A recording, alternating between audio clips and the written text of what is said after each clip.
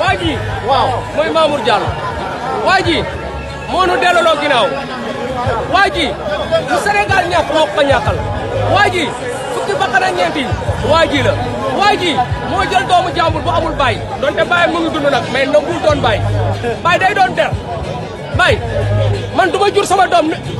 fu ma ko war a juree yaa ngi dëgg ñoom ñu jël seeni doom yóbbu États-Unis Canada fu leen neex jël sama doom di si wut xaalis rien que pour 94 milliards yi dama la bëgg wax leen kii munul wéeru ba rëcc